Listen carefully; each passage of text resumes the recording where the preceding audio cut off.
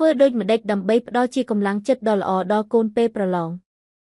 ការប្រឡងមិនត្រឹមតែជាពេលវេលាដ៏តានតឹងសម្រាប់សិស្សានុសិស្សប៉ុណ្ណោះទេប៉ុន្តែក៏ជាសមរភូមិផ្លូវចិត្តសម្រាប់មាតាបិតាគ្រប់រូបផងដែរការរំពឹងទុកខ្ពស់លើលទ្ធផលសិក្សាអាចបង្កើតជាសម្ពាធដោយមិនដឹងខ្លួនដែលធ្វើឲ្យកូនជួបប្រទះនូវវិបត្តិផ្លូវចិត្តនិងការភ័យខ្លាចយោងតាមគោលការណ៍អប់រំបែបវិជ្ជមាន Positive Parenting ការជួយកូនឲ្យទទួលបានជោគជ័យមិនមែនជាការដាក់សម្ពាធឲ្យពួកគេទទួលបាននិទ្ទេសល្អឥតខ្ចោះនោះទេប៉ុន្តែគឺការកសាងកម្លាំងចិត្តនិងសុខភាពផ្លូវចិត្តដ៏រឹងមាំ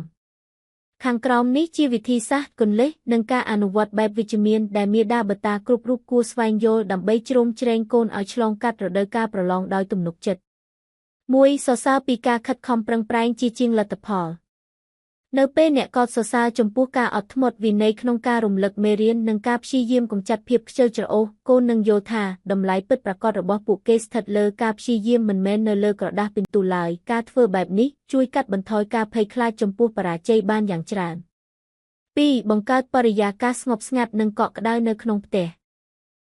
គួរតែជាជម្រកសុវត្ថិភាពមិនមែនជាថ្នាក់រៀនទី2ដែលពោរពេញដោយការដេញដោលនោះទេមាតាបិតាអាចជួយកូនបានតាមរយៈការរៀបចំកន្លែងសិក្សាឲ្យមានភាពស្ងប់ស្ងាត់រៀបចំអាហារដែលមានអាហារូបត្ថម្ភល្អនិងមើលថែទម្លាប់នៃការគេងរបស់ពួកគេឲ្យបានគ្រប់គ្រាន់ការហុចទឹកមួយកែវឬការរៀបចំអាហារសម្រន់ដែលកូនចូលចិត្តគឺជាការបង្ហាញក្តីស្រឡាញ់ដ៏មានន័យនិងកាត់បន្ថយភាពតានតឹងបានភ្លាម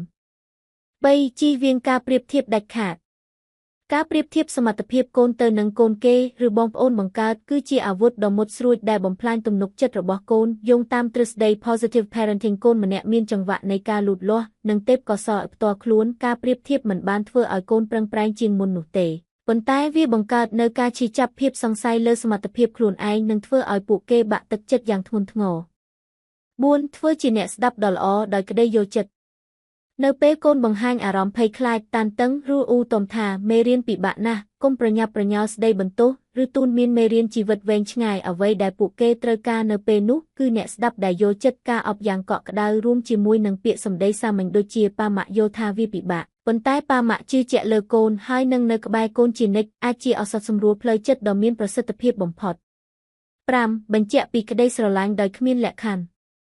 ចំណុចដ៏សំខាន់បំផុតដែលមាតាបិតាត្រូវបញ្ជាក់ឲ្យកូនបានដឹងមុនថ្ងៃប្រឡងមកដល់គឺតម្លៃរបស់កូនមិនស្ថិតនៅលើក្រដាសប្រឡងឡើយក្តីស្រឡាញ់និងមោទនភាពរបស់គ្រួសារចំពោះពួកគេមិនអាស្រ័យលើនិទ្ទេសឬលទ្ធផលចាញ់ឈ្នះនោះទេនៅពេលកូនដឹងថាពួកគេមានមាតាបិតារងចាំទទួលដោយក្តីស្រឡាញ់ដោយគ្មានលក្ខខណ្ឌទោះជាមានរឿងអ្វីកើតឡើងក៏ដោយពួកគេនឹងចូលបន្ទប់ប្រឡងដោយស្មារតីប្រកបដោយភាពក្លាហាននិងផ្លូវចិត្តស្ងប់ស្ងាត់